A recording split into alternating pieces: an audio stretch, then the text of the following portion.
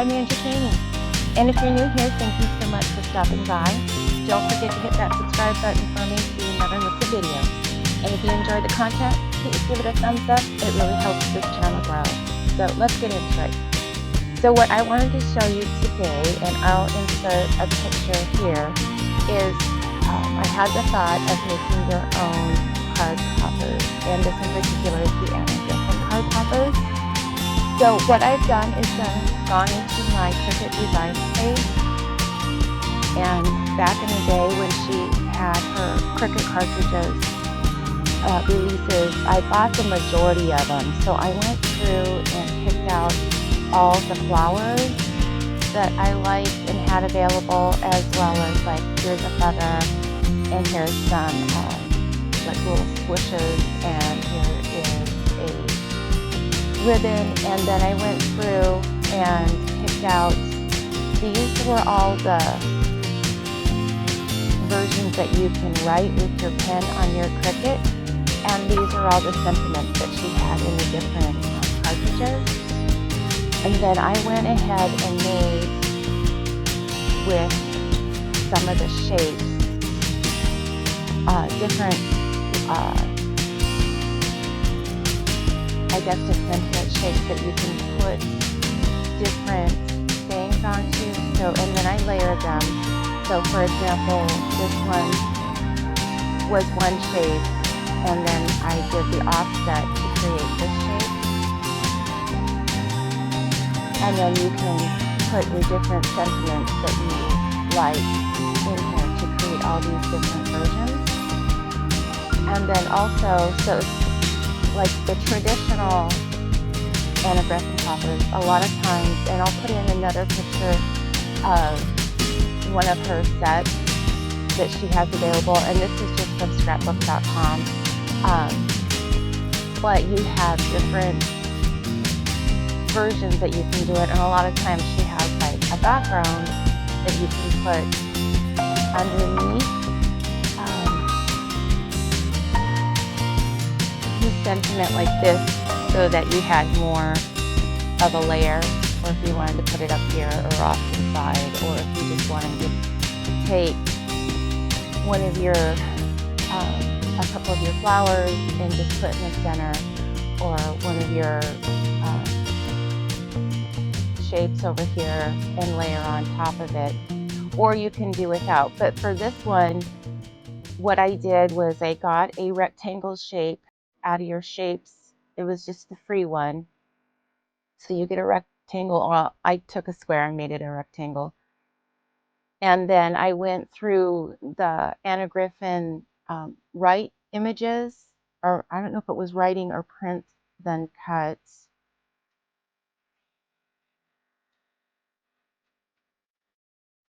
So I went to Anna Griffin, and then I did preferences, and I did the draw. So this is what you would draw in your Cricut with one of your markers. So that's how I narrowed it down to the shapes that I wanted to look at. And so there was a bunch of different ones. These are the Anna Griffin ones that I already have purchased. This one kind of fit the scenario that I was doing. So I brought it in to the canvas here, and I shaped it to fit this rectangle. So I'm going to put it back. Okay, so once you bring in the image you want to work with, you want to change this to print. It's at pen right now. So you want to change it to print and cut. And then here's where I changed my color. I want it a gold color. And then put your box around it. And you're going to flatten. And then you have one layer. So you can use this as one of your shapes for your card topper. And then you can use this either as a print and cut standalone, or then you can layer on the different items that you want to put with it. So these are all the different ones that I am going to work with. And then what you can do from here, since you have all of these images, and then you've got all of these layers over here to work with, if you were to go and hit make, it would make all of these. Or what you were supposed to do is that you're going to want to close these little eyeballs. You're going to close these layers until you have the image that you want to work with. So as a workaround for that, what you want to do is just, this one here is, I've already layered up, and I did a copy, and then I went up to File, and I went to New Window, and then I just opened a new window. So from here, I've already flattened the image. So you just have one image to work with, and you don't have to worry about all of those other images or layers, either A, getting in the way or having to close them or work with them. So then you would want to go through Make. And here's what I do to make my images look nice. Okay, so I'm going to change this for just for this purpose, and it probably wouldn't even matter, is that I'm going to change it to 8.5 by 11 and hit continue. But what I like to do, especially if I'm just going to be using one smaller image, rather than waste my paper, I send it to my printer, and always make sure your bleed is on. But then I'm going to use System Dialog. So that's going to bring up my printer options. Okay, so what I do is that I always use photo paper. So I'm going to change what size it is, and I'm going to change it to 4 by 6. I'm going to do borderless. To be honest, I don't think it makes a difference.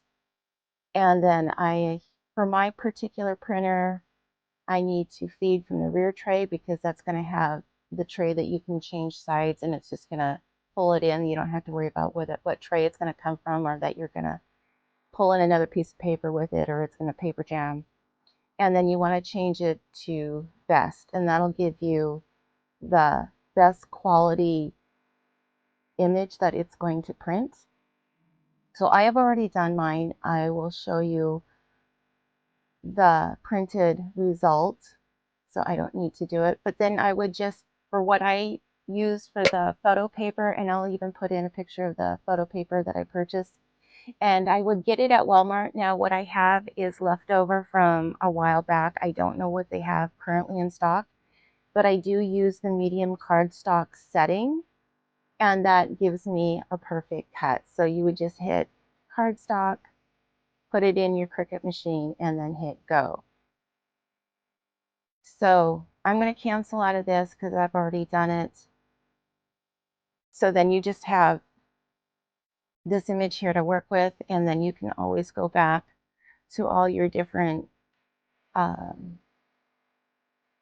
images here, and sentiments and sayings, and then just change them up however you like, and then just copy paste and go to that new window, and then you can print from there without having to worry about all of this here. So this is just like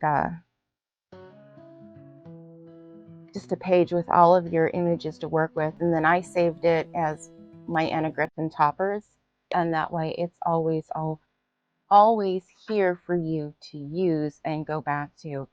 And then, you know, obviously you can apply this to what other images you might have in Design Space, but this is my version for doing this with Anna Griffin. So I'm going to make up a couple examples to put in to this video, just to give you an idea of how it'll print out. And I hope this is useful for somebody, and you can make your own Anna Griffin toppers. Okay, so till next time, I appreciate you watching. Please give this a thumbs up and subscribe if you're new. Till next time, bye.